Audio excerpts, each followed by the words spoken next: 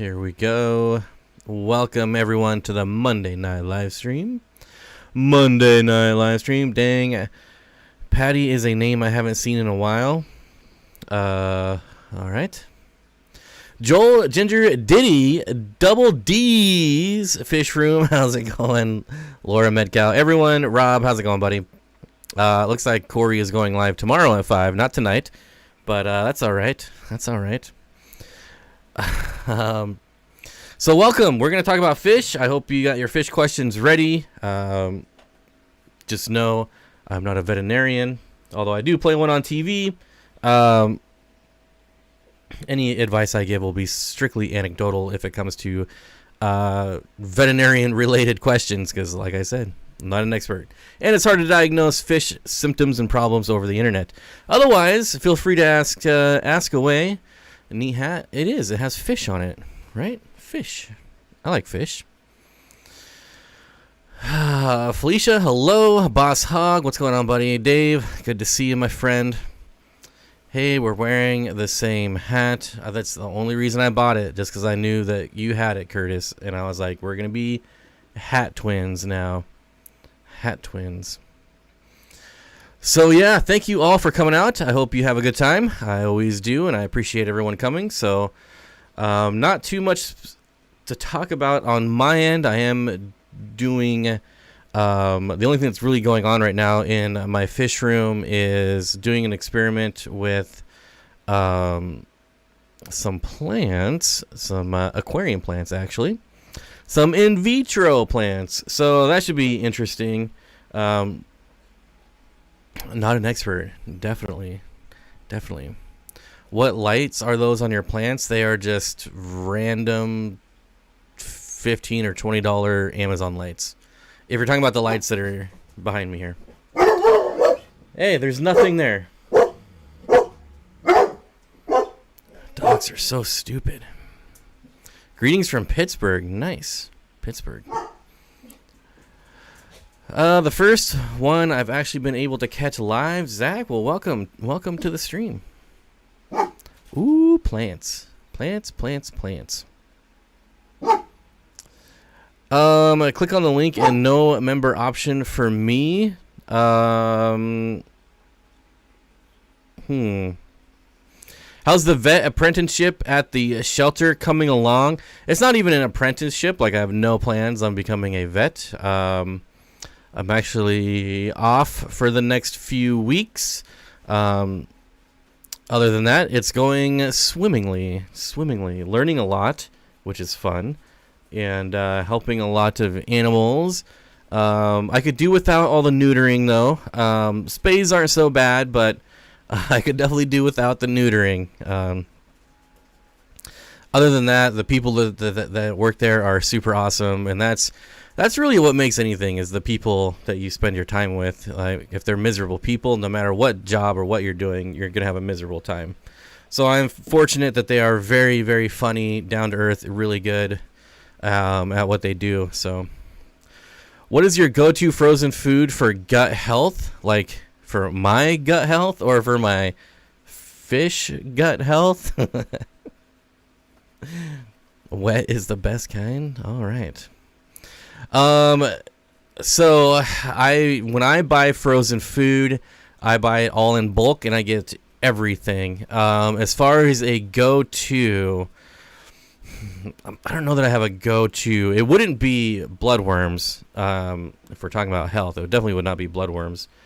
Probably brine shrimp and I don't know. That's such an odd question. I've never gone to frozen food with gut health in mind.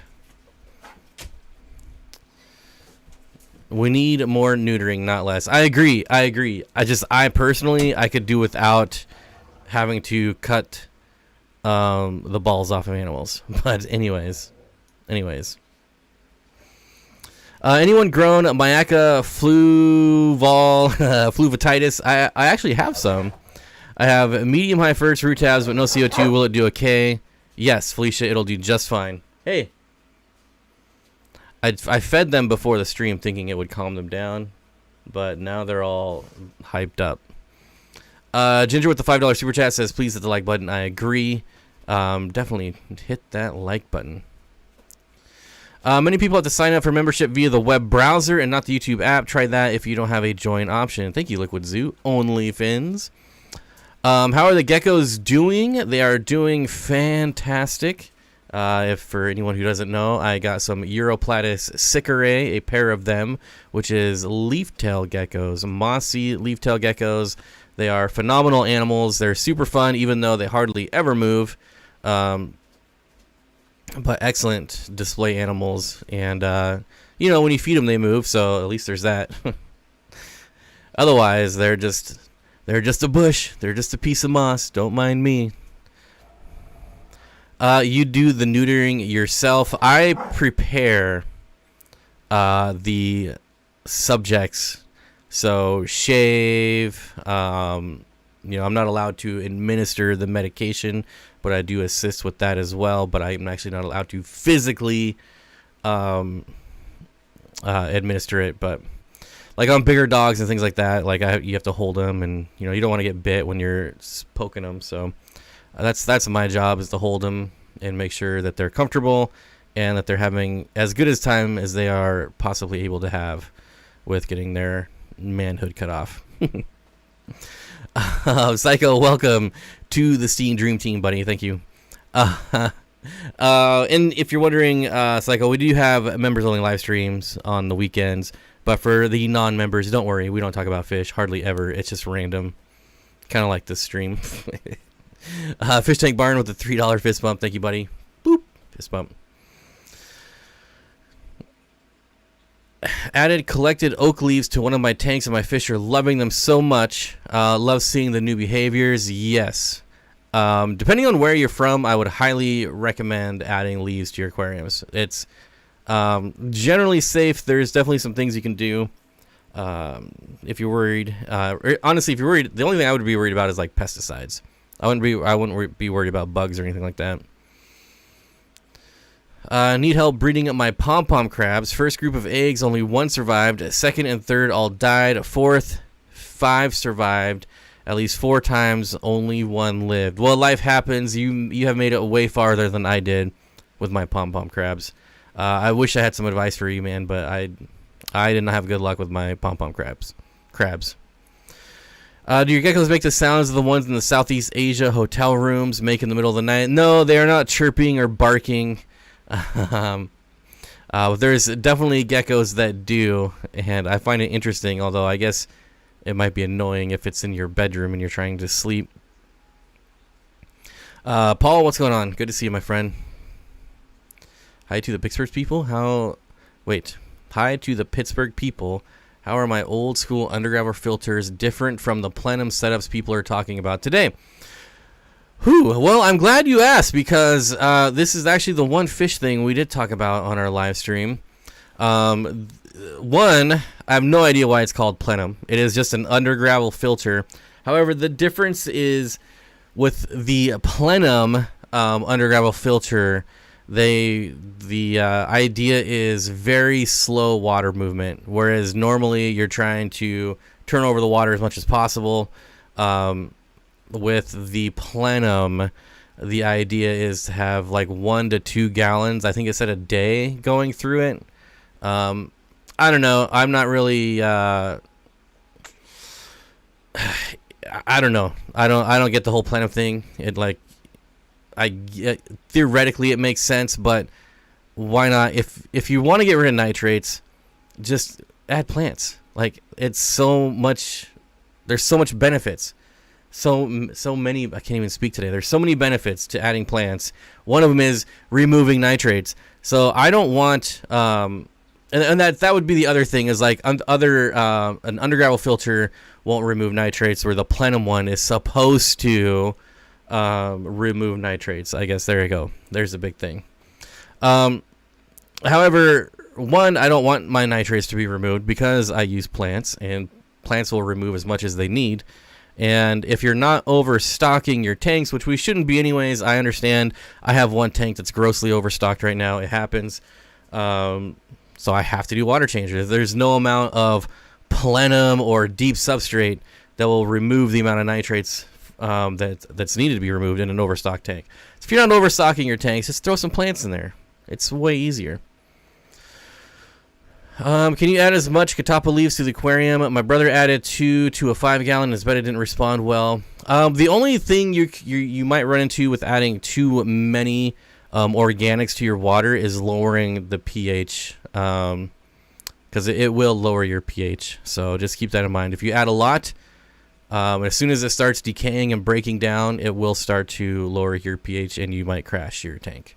So technically, yes, you could. But if you're doing water changes, then that's not going to happen.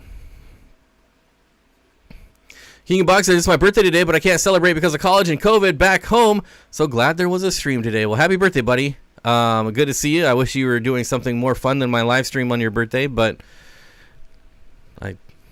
these are the times, man. What can I say? Hey, Eric, nice to see you. How's the scape going? Scape. Camantha says, I just placed an order for 500 mealworms, 100 crickets, 100 black soldier flies, and 50 waxworms.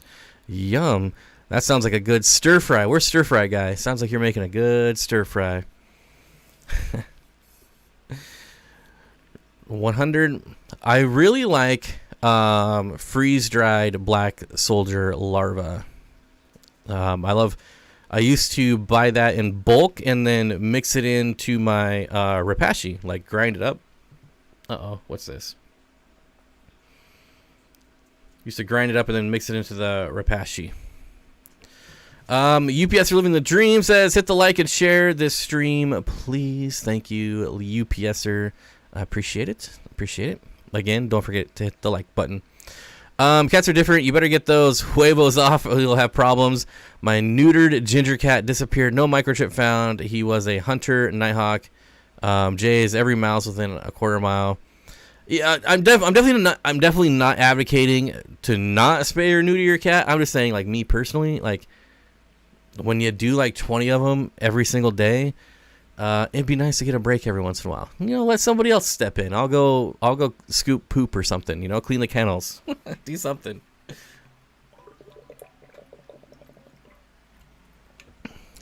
And the way they just like play with them after they cut them off, they like juggle with them. I'm just kidding. They don't do that. It's for lizards. Yeah, right. You're making something good over there. Any tips for breeding crickets for feeding fish? So, I don't know that crickets would ever be my go-to because they're such dirty animals. But I've done it. I've bred crickets many times. And basically, obviously, you start with the adults. You can put them in like a 10-gallon tank. And then, man, I just had like a piece of Tupperware sitting here too. Get like a piece of Tupperware, fill that with dirt. Make sure there's no dirt anywhere else but in that Tupperware. And then put screen over it. And then you just feed the adults. Make sure it's nice and warm. Feed the adults, and then they'll actually lay the eggs through the screen.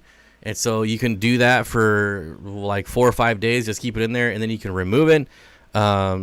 Technically, you don't even really have to remove it, but you'll get higher hatch rates and better success if you do remove it. That way, the adults can't go after the little itty bitty babies. But that's how I did it.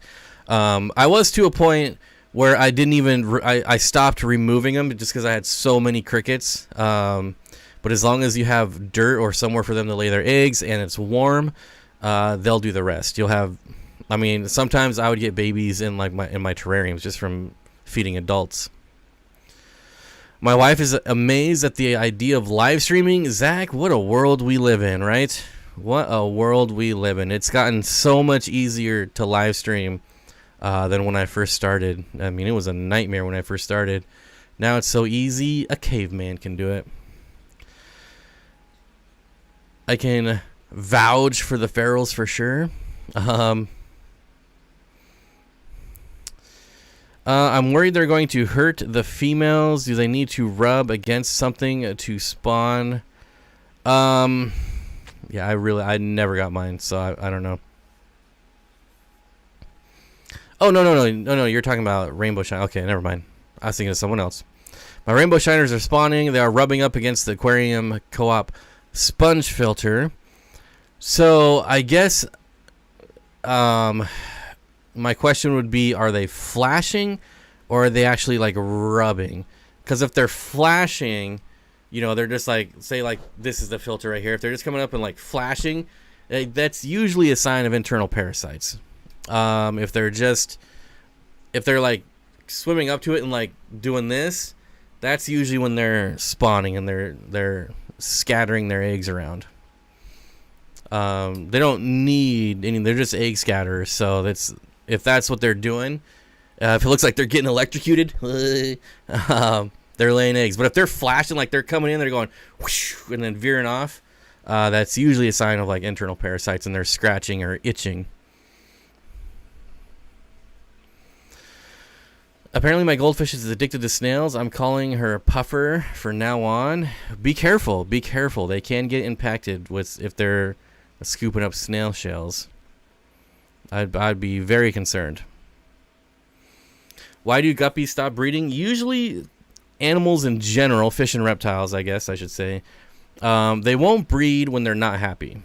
So either the water parameters aren't right, they don't like whatever food you're giving them. Something's going on that's preventing them. If they're happy, they're breeding. If they're not, then something's wrong, and that's what you got to figure out. Normally it's water parameters. Stir fry guy, there he is. We were just talking about you a second ago.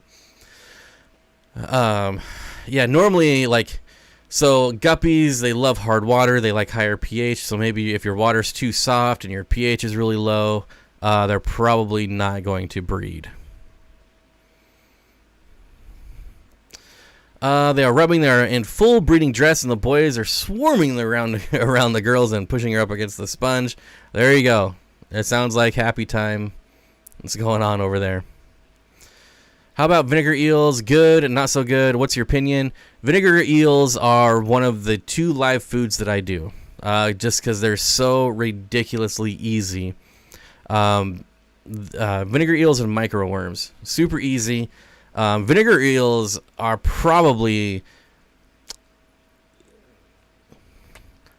I would say, like the easiest live food in the world. Definitely vinegar eels. I love them. Why were we? Camantha, where was Camantha's list here? Camantha said that she got like mealworms and crickets and soldier fly, and I said she got like 5 different insects, and I asked her if she was gonna have a stir fry, and then that reminded me about you, stir fry guy. I've seen teeny tiny little bugs in my tank, a couple skipping across the top. The tank has 10 tetras, 2 plecos, 6 salt and pepper cories, and tons of shrimp in a 20-gallon. Are bugs a problem? No, not those ones. And thank you for the $10 super chat. Those are, oh my gosh, I have a video of them on my channel even, and I'm totally drawing a blank. Springtails, duh. Those are called springtails. If they're little like white bugs skipping across the water, those are actually very beneficial. They won't harm anything in your aquarium. They won't harm anything in your house. And what they're doing is feeding off of fish food that's maybe gets stuck on your lid or around the rim. And if that food like starts to mold or rot, those little bugs will start to appear. And I'm not trying to say that you have like this big disgusting rim of like moldy fish food. It could be like one little flake like under the lid that you can't see or under the light, and it just starts to break down. These little bugs will start to show up, and they'll eat of the mold, the fish food, and occasionally your fish will eat them as well. So like hatchet fish love springtails. Bob, would you ever go camping in New Mexico? Oh, heck yes. I'll tell you exactly where I would go camping. In Dulce, New Mexico. I don't know if I'd ever return. I don't know. I might, get kidnapped. But, yes, I would love to go to Dulce, New Mexico and camp and see what happens. I may not come back. But, It would be fun. Do you think liquid ferts are worth it if you're not on CO2? Yes, absolutely. Well, it depends. Like if I have like a tank full of like, I don't know, Anubias, do I need ferts? Probably not. But if my plants were showing signs of deficiency, then yes. There are millions of people that use fertilizers without CO2. It's not like all or nothing. It's like your water has CO2 in it regardless. Like if you have an air stone, you're like pumping CO2 in it. Like granted, it's not a lot, but it's obviously pulling it out of the air and pumping it into your fish tank. So you get CO2 whether you're, like actively putting it in your water or not. If crickets are dirty, what live bug or worm would be better for growing an arowana? If it would eat dubia roaches are amazing. They're way more nutritional. This is the big problem with crickets crickets don't stink as long as you're cleaning out their enclosure. But with crickets, like let's say your routine is you clean the cricket enclosure like once a week. And let's say maybe that weekend, instead of cleaning it, you go camping and you skip a week. Then it goes from like smelling okay to just smelling really bad really fast. Just because they're generally dirty animals and they have hardly any nutritional value. It would be like Taco Bell. It would be like us eating Taco Bell every single day. So not a lot there, but dubia roaches are super clean. They don't make noise. They don't escape. They can't climb. So if you don't have to spend 3 days trying to find that adult male cricket that's been chirping behind the picture frame for the last week. You don't have that problem. And they're just a lot cleaner, way more nutritional, way higher protein content. And they're just, a lot of people freak out just because of the name roach, but they're very clean. I have a bin of them in my fish room, and you would never know. Like, they don't make noise, they don't climb, they don't stink. They're just awesome. Now, I fed them to my puffer. So I'm sure your arowana would eat them though. I'm going to class. Have a great night, everyone. See you, Keegan. Have a good night. I'm thinking about setting up a group of one species of archerfish I can't pronounce for my 75 that has my Colombian tetras, Amazon puffers, giant danios, and some of my rainbows. Archerfish are fun. They are fun. I just started adding iron and carbon to my tanks this weekend. Hopefully it helps my plants turn more green and help with some algae. I'd be skeptical. I mean, I hope so too. Doobie roaches.